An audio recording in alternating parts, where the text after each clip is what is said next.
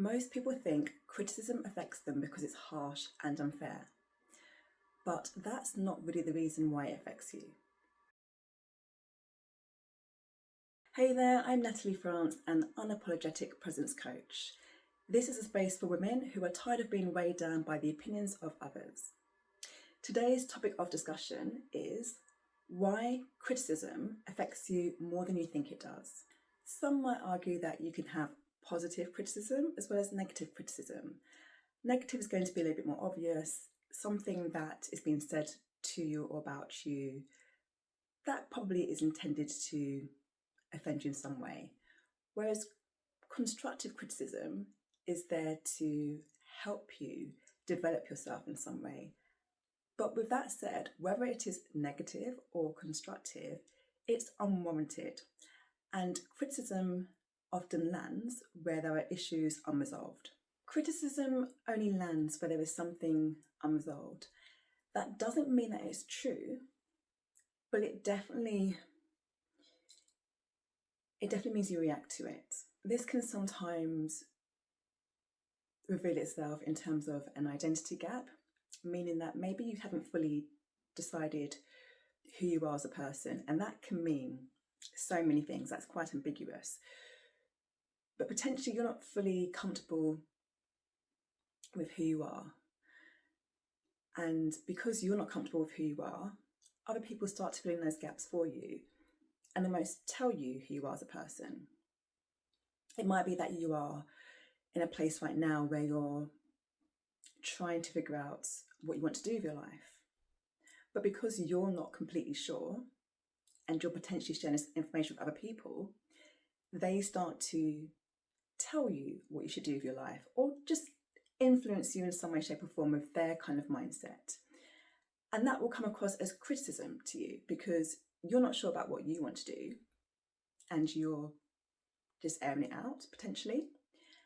Therefore, they decide to give their 2 pennies worth and either tell you what it is what you should be doing or possibly even put you down for not knowing what you want to be doing with your life. And that's just an example. Identity gap can mean so many things, like I say. That's an example of what it could potentially mean. Criticism in that sense has revealed itself in a way where you're not sure who you are, so other people are almost telling you who you should be or who they think you are right now. An unresolved issue within yourself can be some form of self-doubt. There may be something you don't like about yourself. Let's say self-image, for instance. You might not like how you look when you see yourself in the mirror. You might not like your reflection.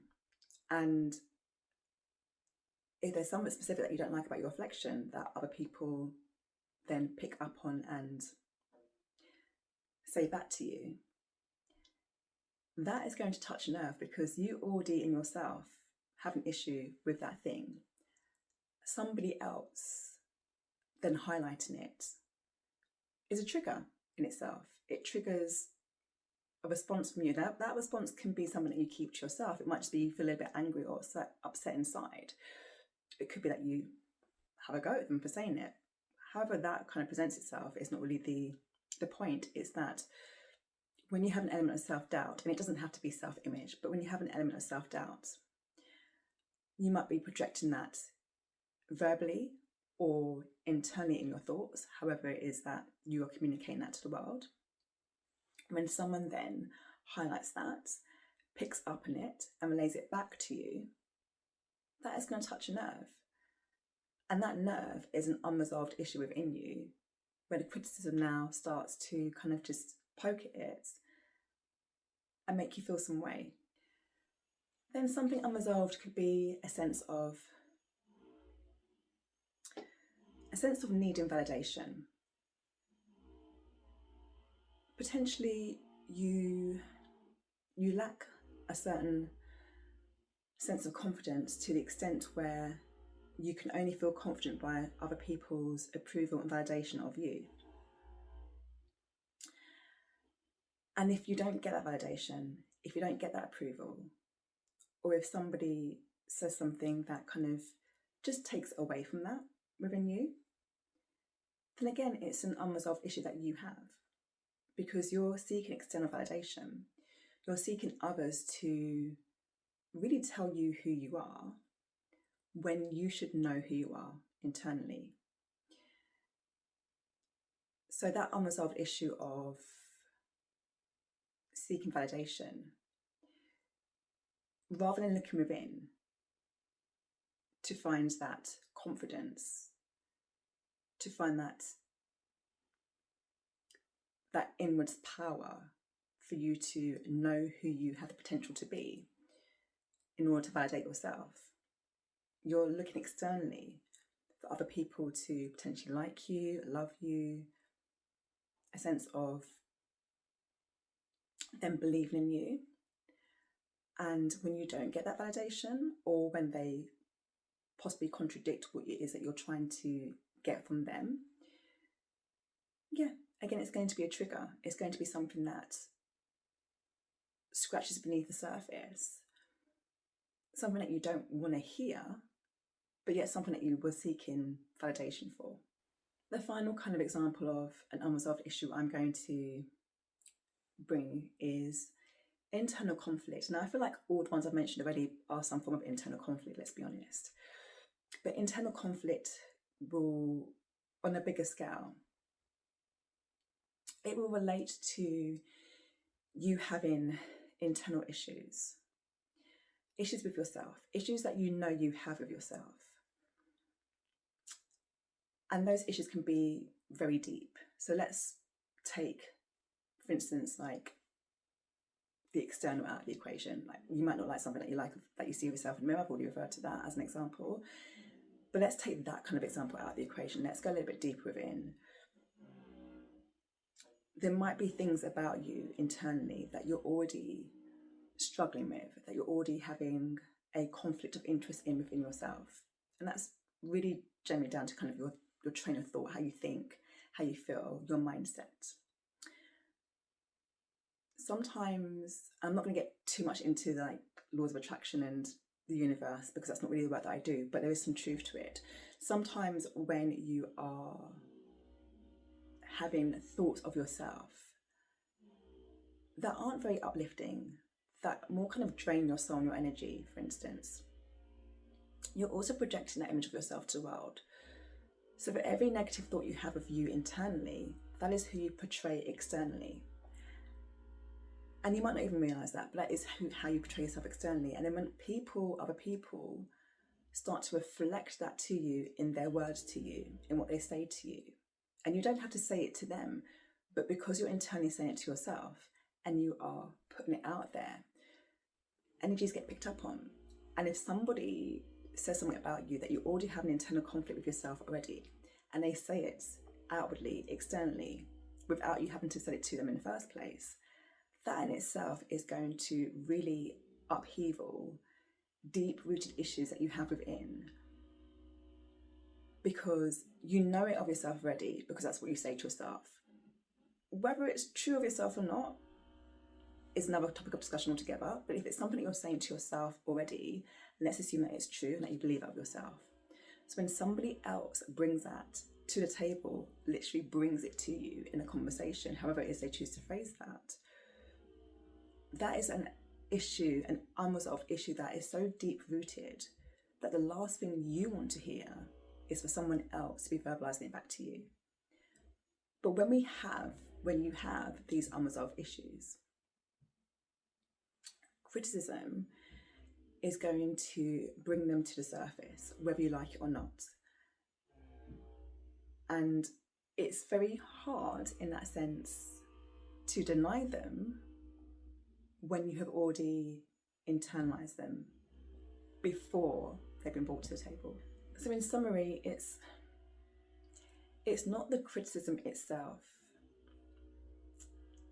it's what it touches within you that's the issue.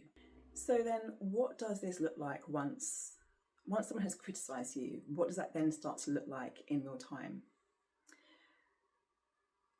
The initial response is going to be an emotional response. Most people generally respond from their emotions, their feelings. Very few people stop to think first before they respond to anything. That would be a big help in life, but very few people do that. And let's be honest, you're only human. So your initial response will probably be some form of emotive response in a verbal reply or written reply, depending on how you receive the information, but a reply to whoever has said what they've said, but also to defend yourself. So your response is going to be emotional. It's going to come from within, that's for sure. And you're going to respond to the person or those people who said what they said. That response, as I say, is probably going to be some form of defense, deflect, deny, whatever it is. And this lends itself to this whole kind of overthinking process, overthinking what's been said, overthinking now how it's affecting you, and then overthinking how to deal with what has been said. I did say a moment ago that sometimes people need to take a moment before reacting, because when you react straight away, you haven't fully allowed yourself the presence that you need to have of discernment. As in, take a moment and say to yourself, does this need to be responded to? Do I believe what they're saying to be true of me? Is this even important? Because when you react straight away to someone's criticism, you're kind of telling them that what they said about you is true, that has an element of importance in your life because it's affected you, and that they've been able to trigger you in some way. And not everyone who gives criticism is looking to get a response or trigger you, by the way. I have criticised people, not because I don't like them, not because I want to hurt them. Normally it's because they probably hurt me. So my response to them is to make them see what they've done if they've hurt me in some way, shape or form, because I have to internalise that hurt. So not everybody criticises somebody from a place of being mean, being hateful, or being deceitful. Some people criticise because they care and they love you and they want to help you. But it actually doesn't matter how you receive that criticism and what the back into that criticism was. It doesn't matter what the other person's intention was. It's how you have received it and how you then decide to respond to it. Taking a moment, being present, taking a moment and having this sense of discernment is really important, to not let it affect you where it becomes a part of you. When you are clear on who you are as a person, criticism loses weight. It loses its weight in how much it's able to affect you. Knowing yourself as a person, knowing who you are, and not allowing someone else to dictate that is what's important to you. That should be what holds the power within you, not someone else's criticism or opinion of you. Not everything needs to stick to you. Not everything needs processing. And of course, not everything is true. Therefore, don't make them be your problem. The goal isn't to avoid criticism. It's to become somebody who isn't destabilised by it. And I'm going to end on my note that I'm always going to end on: presence over explanation. Come back to yourself rather than being pulled into the opinions or expectations of others with the Unapologetic Self-Love Journal. Available to purchase at Amazon. See links below.